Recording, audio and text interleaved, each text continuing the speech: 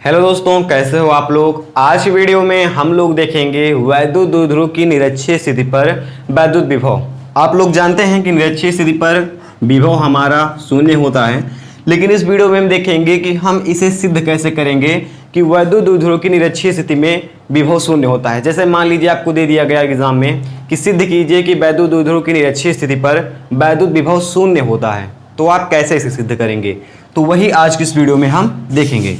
तो चलिए बिना किसी देरी के इस वीडियो को शुरू करते हैं। तो यहां पर हम बनाते हैं एक वैद्युत द्विध्रुव। ठीक, यहां पर हम मान लेते हैं माइनस क्यू आवेश है और यहां पर प्लस क्यू आवेश है। अगर हम इसके मध्य बिंदु को O मान लें तो आप जानते हैं कि इधर की दूरी भी हो जाएगी L और इधर की दूरी भी हो जाएगी L। अगर इसके हम सरल करने के लिए हम यहां पर लिख लेते हैं A और इसे लिख लेते हैं B। सिद्ध क्या करना है, वैद्युत द्विध्रुव की निरक्षीय स्थिति पर वैद्युत विभव शून्य होता है। तो इसकी निरक्षीय स्थिति पर यानी कि हम यहां पर कोई बिंदु मान लेते हैं P।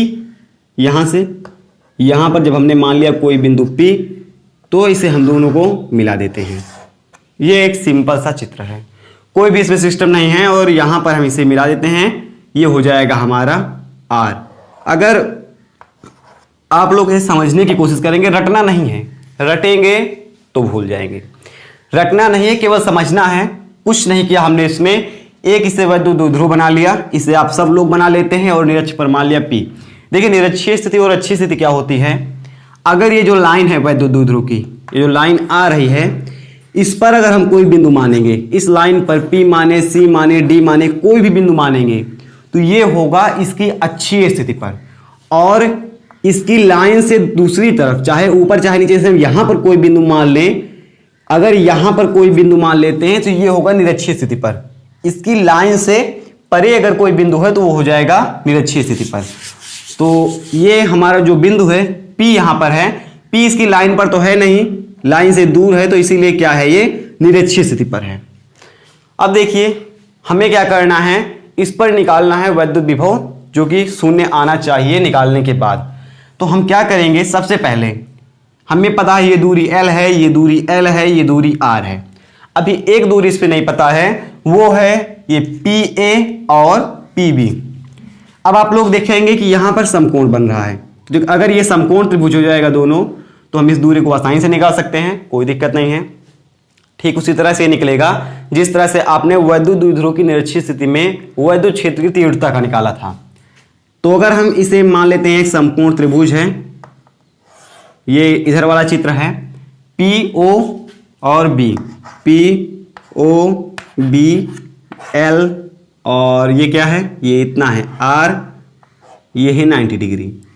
अब आपको एक चीज पता है पाइथागोरस प्रमेय से, कर्ण का स्क्वायर, यानी कि कर्ण हमारा क्या है PB का स्क्वायर का क्या होगा हमारा, ये बराबर होगा लंब का स्क्वायर धन आधार का स्क्वायर। तो लंब क्या है हमारा R है, तो ये होगा R का स्क्वायर प्लस आधार का स्क्वायर, यानी कि L के स्क्वायर के बराबर होगा। तो अगर हम PB में स्क्वायर हटा दें, क्योंकि हमें PB ज्ञात करनी है ना कि PB का स्क्वायर ज्ञात करना है, तो अगर हम PB का स्क्वायर यहां से हटा दें तो ये हो जाएगा PB बराबर, ठीक, PB बराबर क्या हो जाएगा हमारा, इधर लग जाएगा अंडर रूट और ये हो जाएगा R square plus L square. ठीक है, ये हो गया हमारा PB का मान, ये PB स्क्वायर का मान है और ये जो है हमारा PB का मान है।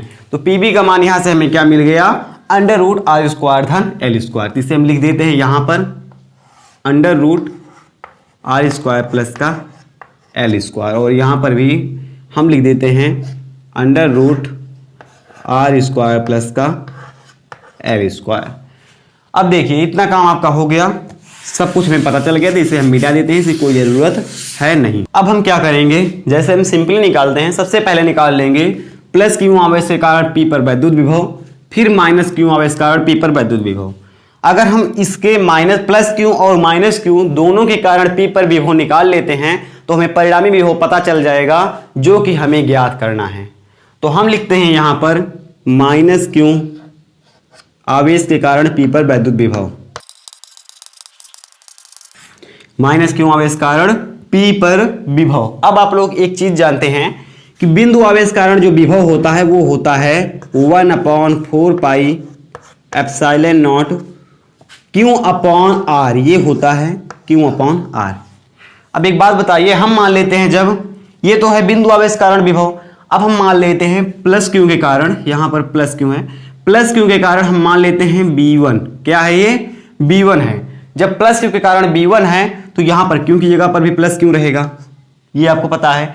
और प्लस क्यू से जो आर है, आर की जगह पर लिखेंगे हम प्लस क्यू से पी के बीच दूरी, क्या लिखेंगे, प्लस क्यू से पी के बीच दूरी। तो यहां से यहां तक की बीच की दूरी क्या है, ये लिखा है √L² प्लस का R²। तो R की जगह पर हम लिख देंगे √ का L² प्लस का R²। इतना आप लोग समझे, इतना समझ गए बहुत है। चलिए, ये हमें पता चल गया प्लस क्यू के कारण। अब हम देखते हैं कि माइनस क्यू के कारण P पर वैद्युत विभव। अब ये क्या हो जाएगा, इसे हम मान लेते हैं B2। तो B2 बराबर क्या हो जाएगा, जैसा आप लोग जानते हैं कि बिंदु आवेश कारण क्या होता है विभव, ये होता है 1/4 pi epsilon naught Q upon R, ये होता है। तो हम ज्ञात किसके लिए कर रहे हैं, ज्ञात कर रहे हैं माइनस क्यू कारण। तो जो माइनस क्यू यहां पर है वो भी यहां पर हो जाएगा, क्योंकि माइनस क्यू कारण है तो क्यू हो जाएगा हमारा माइनस में। और आर है हमारा माइनस क्यू से पी के बीच दूरी। तो माइनस क्यू जो है यहां पर आप देखिएगा, ये है हमारा माइनस क्यू और ये है पी, और इसके बीच की दूरी है √L² R² धन का L²। क्या है, √R² धन L², या हम लिख सकते हैं √L² धन R²। तो हम लिख देते हैं यहां पर, जो कि यहां पर लिखा है वो उसी को लिख देते हैं, दोनों चीजें सेम है, √L² धन R², और ये है माइनस क्यू। अब आप बोलेंगे हमें B2 भी पता चल गया और B1 भी पता चल गया। हाँ सही बात है, दोनों पता चल गया। अब हमें पता क्या करना है कि P पर नेट विभव कितना होगा, टोटल विभव, जो कि 0 आना चाहिए। तो क्या होगा टोटल विभव, अगर हम B1 और B2 को जोड़ दें, जैसा कि आपने पढ़ा है कि जो नेट विभव होता है वैद्युत द्विध्रुव की अच्छी स्थिति में, आपने ये पढ़ा होगा। तो क्या होता है, B बराबर होता है, यहां से B बराबर होता है B1 और प्लस का B2, ये होता है ना, आपने पढ़ा है। तो B बराबर B1 प्लस B2 होता है, तो हम इसी जगह पर मान रख देंगे इसका, B से लाइन निकाल देते हैं। तो B बराबर क्या हो जाएगा, B1 का मान आप यहां से देखिए, ये लिखा है B1 का मान, तो B1 का मान हम लिख रखेंगे। तो B1 बराबर हो जाएगा 1/4 pi epsilon naught Q upon √L² plus R², Q upon √L² plus का R²। क्योंकि यहां पर जो प्लस क्यू है, प्लस लिखा नहीं जाता है, तो Q upon √L² plus R²। और बीच में यहां पर प्लस है तो हम प्लस लगाएंगे, और प्लस में क्या दिया गया है हमारा B2, ठीक है। B2 क्या है, यहां से देखेंगे B2 है 1/4 पाई एप्सिलॉन नॉट, यहां पर देखिए 1/4 पाई एप्सिलॉन नॉट लिखते हैं, 1/4 पाई एप्सिलॉन नॉट, माइनस का क्यों है, अपॉन में है हमारा √L² प्लस का R²। इतना आप समझे। अब आपको कुछ नहीं करना है, इन दोनों को जोड़ देना है। यहां पर आप देख रहे हैं, अच्छे से लगाते हैं, ये है प्लस का चिन्ह, तो इसी को आपको जोड़ देना है। जोड़ेंगे कैसे, ये देखिएगा। B बराबर हो जाएगा, फिर से इसी को लिखते हैं 1/4 pi epsilon naught Q upon √L² plus का R²। और एक चीज अब यहां पर देखिएगा, यही चीज मेन ध्यान देने के लिए है।